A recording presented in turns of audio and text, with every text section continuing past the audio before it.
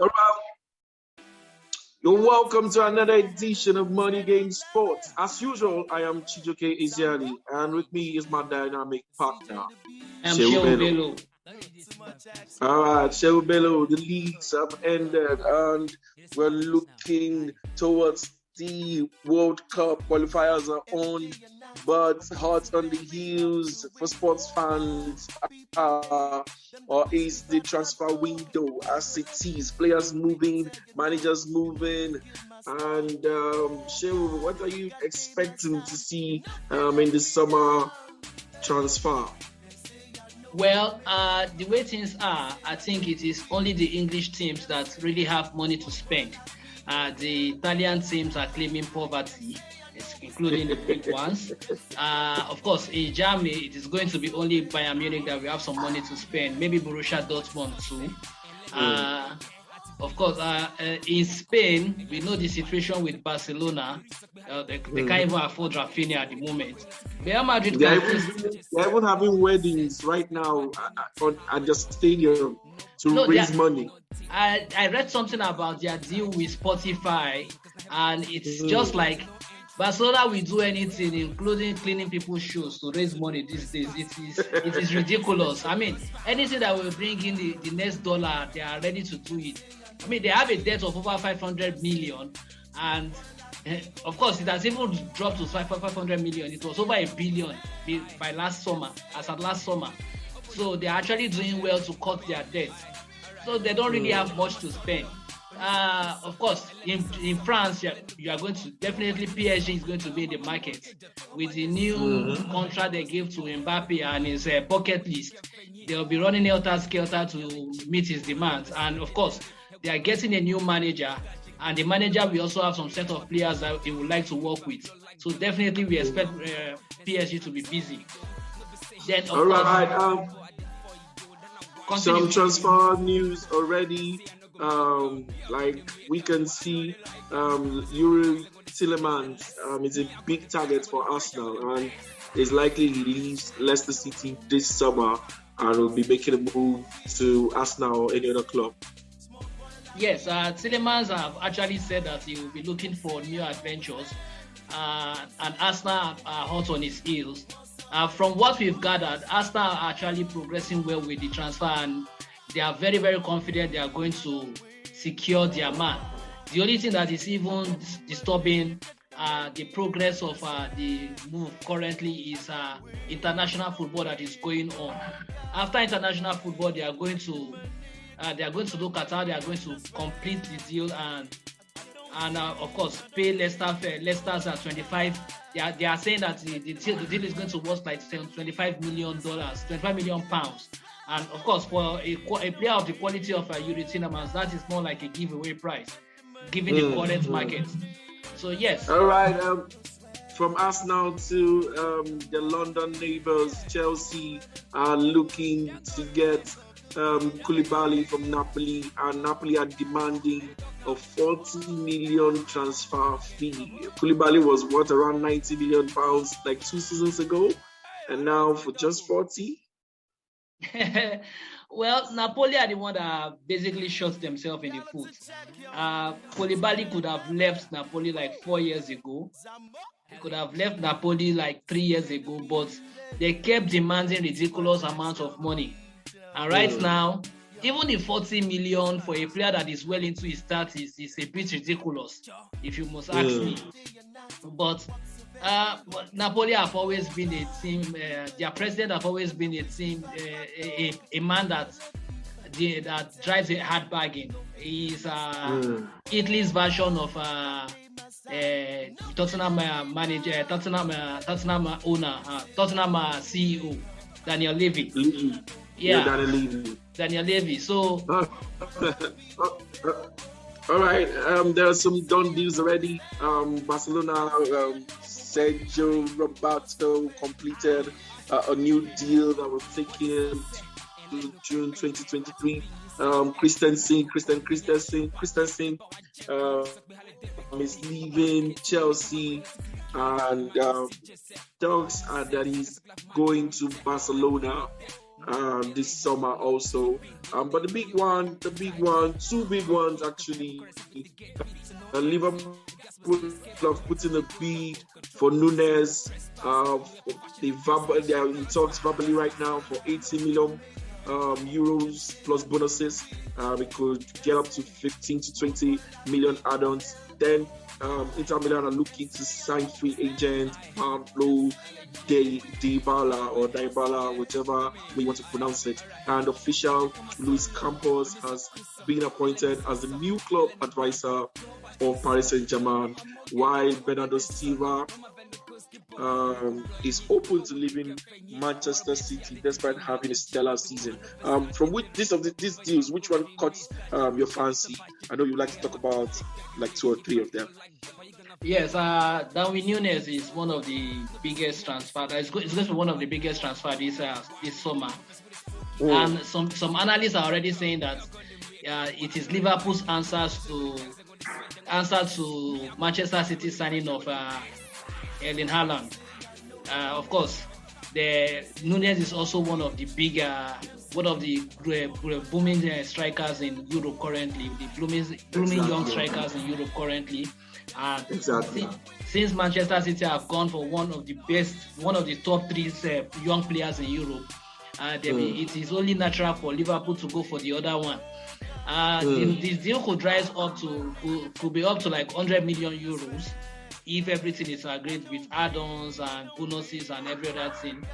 And Darwin Núñez is a proven striker. He has done well in the Champions League and he's a fantastic player. Of course, he's said to be the young version of Edison Cavani. Of course, they are from the same country also, but they said but with a better finishing record. I think Liverpool are going to get they're going to get a good player in their hands. But it also raised a bit of it also drives a bit of curiosity. Are Liverpool going to change their style of play? Because Darwin Núñez is a all-out striker. He's not the hold-up type, like he's not the Firmino type of striker that Liverpool has been playing all this while and leaving his scoring duties for Salah and Mane to do. Darwin Núñez is a guy that goes out to get the goals, and definitely he's not somebody that is good at playing from the wings. So we are looking at maybe a shift in tactics, maybe a shift in formation or a shift in approach for Liverpool. It's going to be interesting to see how it pans out next season if they've completed it. Exactly, it's going to be exciting and lovely. We just keep our eyes open. You mentioned a very, very interesting dynamic when you mentioned Haaland going to Manchester City, Núñez going to Liverpool. And what will Manchester United do? Maybe stick with Cristiano Ronaldo. All right.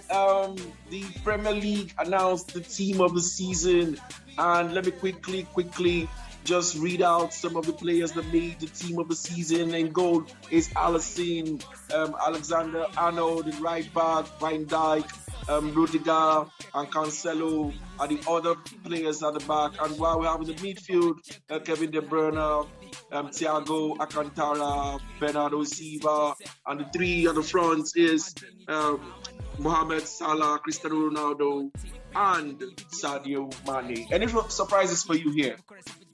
No, I think it is basic anyway. I think the team of the season has been boring in the last couple of seasons. Basically predictable as it were. So it's not really a big. It's of course it's an interesting news, but there are no big surprises there. So it's not something we should really dwell on that much.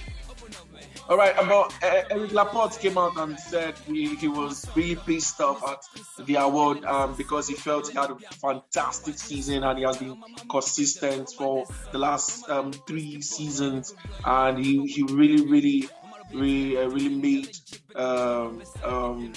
his disgust known that he wasn't happy with the 11 selected. So, do you see him in that squad at all? Especially considering that the centre backs are Van Dijk and Rudiger.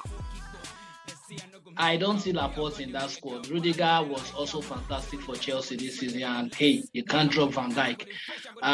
Laporte should just focus on his game and continue playing good football. When it happens, it happens.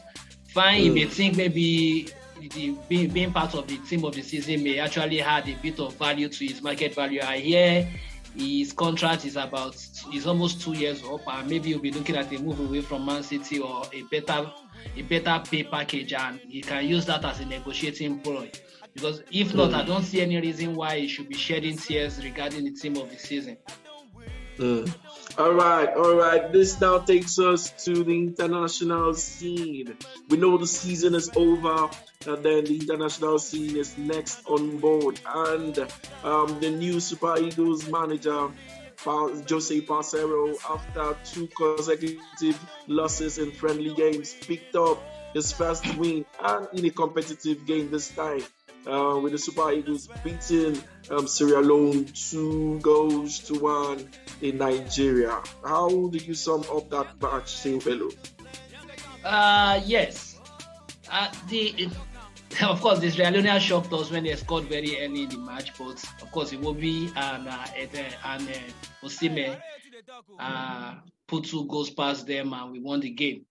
What I noticed was that Parceiro played a 4-4-2 formation without a recognizable holding midfielder. And and of course the first half was a bit shaky, as it were. It wasn't tidy.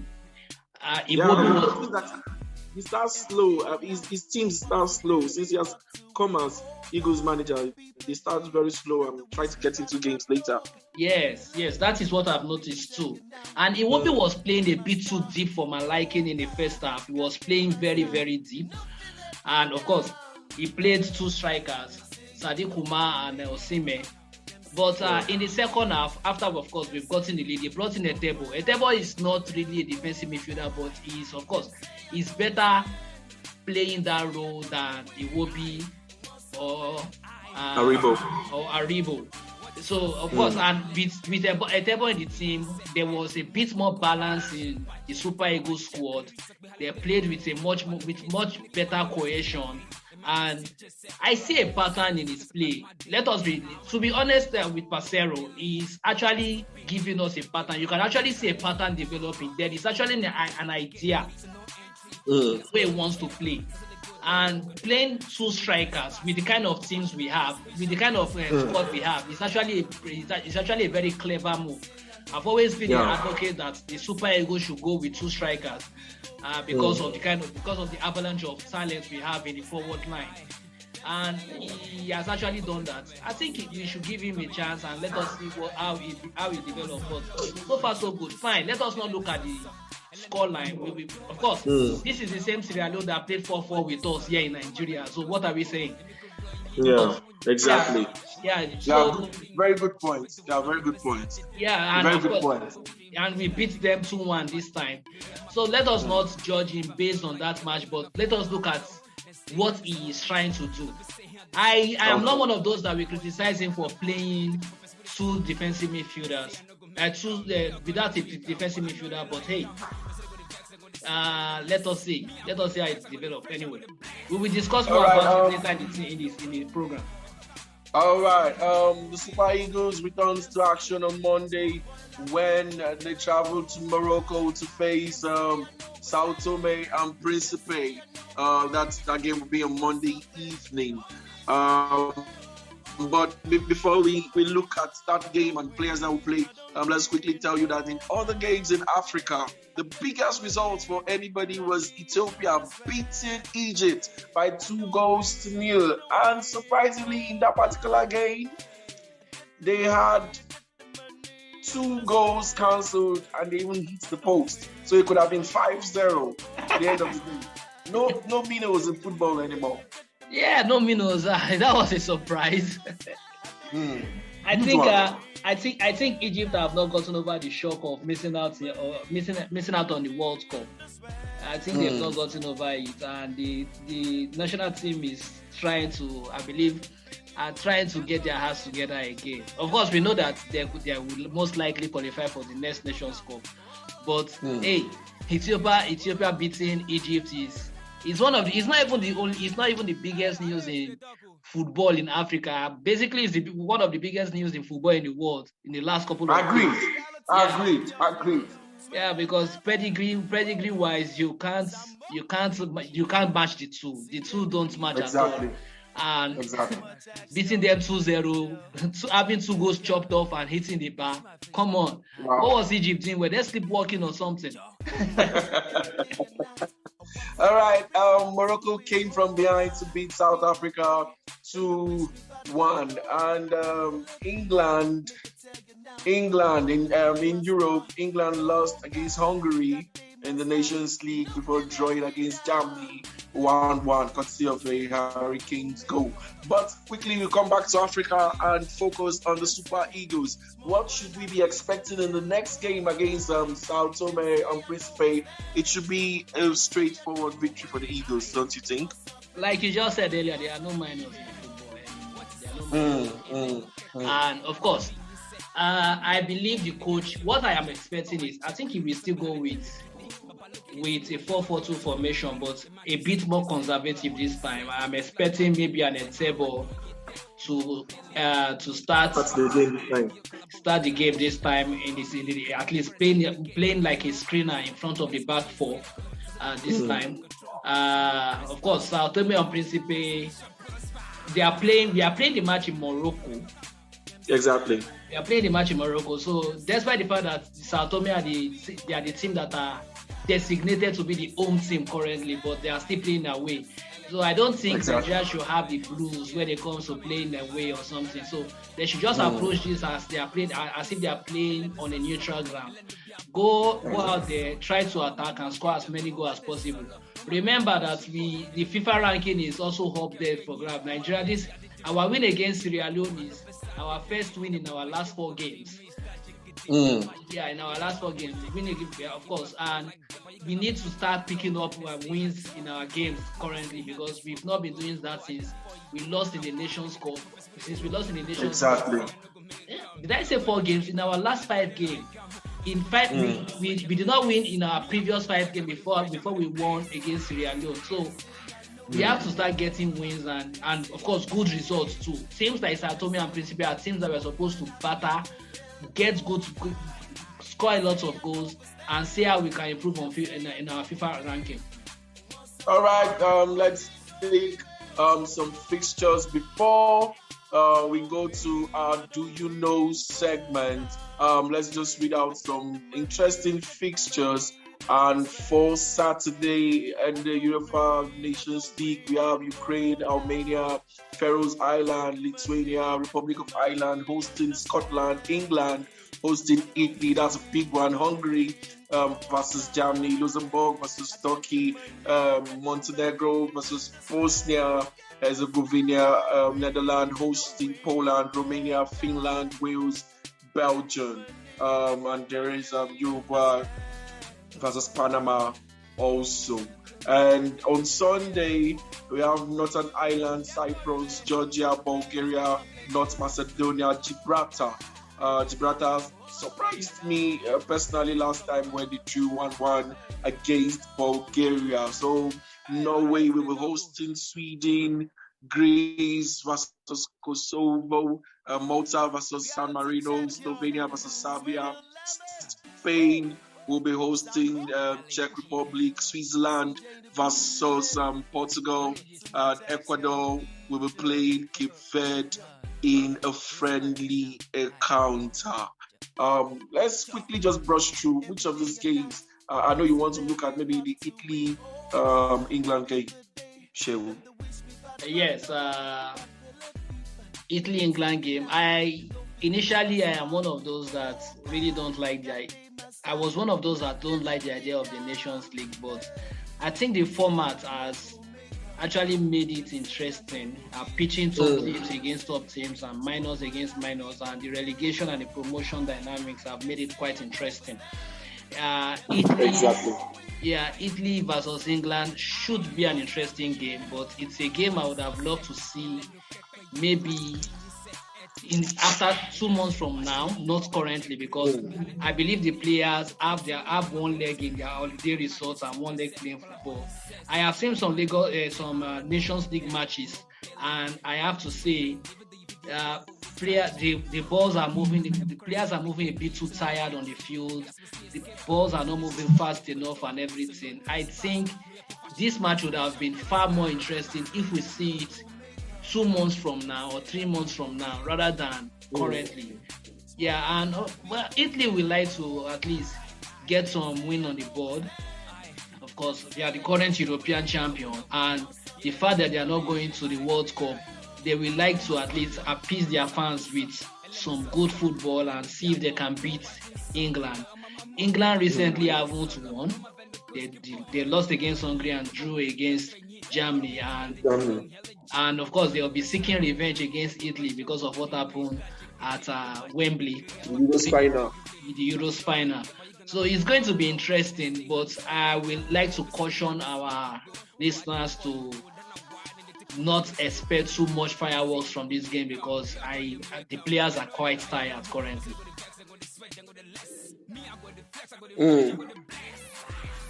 All right, quickly, let's go to our Do You Know segment. Yes, normally our Do You Know segment always takes certain pattern. We normally try to let you know some top money issues. But today I would like to detour and give you the inside brief on the transfer of Erling Haaland to Manchester City. The inside story that is not really out there. We have the scoop here today. Now, what happened with Haaland was after Manchester City failed to sign Harry Kane last summer, it was clear that they may actually get Erling Haaland. But you have to also understand that prior to missing out on Kane, the summer before the last one, the Manchester City actually tried to sign Lionel Messi. They were unable to do that, and they had the choice to sign either him or Harry Kane. They went for Messi, they were unable to do it. Then they went for Kane last summer, they were unable to do it. After that, they decided to move in early for Erling Haaland. Now, the 76 million euros that was touted by the late Mino Raiola, Haaland's former agent, Mino Raiola, it was later discovered that the buyout clause was actually between 50 to just a little over 50 million euros, just a little under 50 million, just about 50 million, just about 58 million pounds, just a little over 50 million euros. So Manchester City got Haaland way lower than what they would have gotten him, what people expect them to pay, and they started the negotiations very early. Now, Haaland preferred to move to Madrid. Haaland preferred to move to Spain, preferably Real Madrid. He was a Real Madrid fan. But Manchester City were able to convince him. He said he would prefer to go to a league that is less physical, so that because of his injury record, so that he won't be getting injured too much and we have to play a lot of football. But Manchester City convinced him. They told him that, look, if you should come to Manchester City, you are not going to be playing too many football, because if you go to a team like Real Madrid, for instance, you are going to be a Galactico signing, and a Galactico signing is expected to play as many matches as possible, so you are still going to get injured. So they were able to convince him, and contrary to what people are also expecting, Haaland is not going to be the highest paid player in Manchester City. He's going to be earning just either slightly below what Kevin De Bruyne is currently earning. Of course, he will be earning close to 400,000, but it is only his allowances that will put him close to Kevin De Bruyne. De Bruyne will still remain the highest earner in Manchester City. So it's actually a very good deal for Manchester City. First, they are not going to be paying as much as they would have paid last summer if they went for him. They would have paid up to like 120 million euros to buy him from this. Now they are only paying just about 60 million euros. Then they would have been paid. People were expecting them to be paying like 500,000 pounds per week. No, he will be earning just a little under 400,000 pounds a week. So it's been a good, it was a good deal for them, and there was a lot of secrecy. The owners of Man City, the negotiators of Man City, sometimes even it got to a stage that even Pep Guardiola did not know the level negotiations went. That was how secretive this deal was. And we should also let you know that Haaland is not a Pep Guardiola signing. It is a Manchester City signing. They actually have to convince Pep Guardiola that this thing will be good for the club's future, that it is good that the club have one of the budding talents in world football in its rank. Guardiola this summer would have preferred Man City to go for Harry Kane again because it matches his style. Don't get me wrong, Guardiola is excited that Haaland is coming, but Haaland is not his first choice to fill that role. So it will be interesting to see how things turn out in the next couple of months. Wow, very, very interesting one. The biggest revelation from the Do You Know segment, listeners, as you can hear, is that Erling Haaland is not Pep Guardiola's signing. Already, Manchester City have signed Alvarez from the South American League, who they've called the Beast, and is coming to the league already and joined with Haaland. It means that players like Jesus will need to leave. Gabriel Jesus will need to leave the club. Yes. All right. This one takes us down to our Star Gist segment, and like highlighted at the beginning of the show, we're going to be looking again at the Super Eagles manager. Parceiro has come in, replaced Garnet Rowe, and played 3 games, 2 defeats, 1 victory in the official game, 2 defeats in the friendly games. If you've been following Super Eagles football, not been played the best kind of football, but under Parceiro, it looks like the team is beginning to form a pattern. Shehu Bello, what's your assessment of the new Super Eagles manager so far? Well, like I said earlier, I think we should give him time. I am one of those that like to look at how teams develop over time, and from what I have seen, he's actually a very pragmatic coach, and he's quite smart. Of course, his record doesn't actually portray that, but his last match actually, I have to confess that his last match was the one that I watched with some details, and I tried to see what he's trying to do with the Super Eagles. Now, I like it. The fact that some people were criticizing him that he didn't play without a holding midfielder, but I will counter that in the sense that when you are a Nigerian team and you are playing Sierra Leone, so it is expected that Sierra Leone will sit back and try to hit you on a break. Having as many attackers on the field as possible is actually very good. It's actually quite reasonable, as long as all of them will work and try to recover the ball whenever they lose it. It doesn't really matter if you play a defensive midfielder or not. And the idea of playing a hard man defensive midfielder in football is becoming archaic. Most of the times now we have interceptors and everybody works together to win the ball. It is not really the job of the defensive midfielder to do that anymore. So yes, it was interesting. It was okay. Of course, the team, like we mentioned earlier, struggled to get into their stride, but of course they managed to do that, and we got the necessary win. So hopefully, hopefully this is a nod towards a good future for him. And if he doesn't do well, of course we'll show him the door.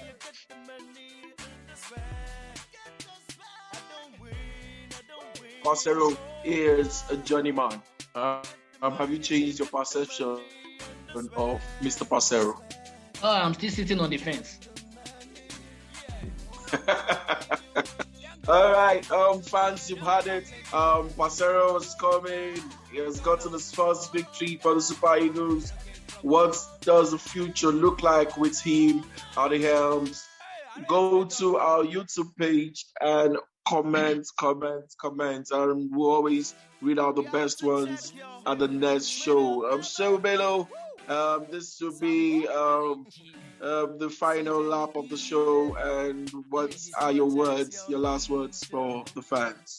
I just want to thank the fans for their continued support. Of course, they should try to recommend our show to their friends. They should share it on their social media platforms. Of course, they should like, they should subscribe, and they should wait for us to continue giving them good content. All right. Thank you for listening to the show this week. Until we see next time, it's bye from me.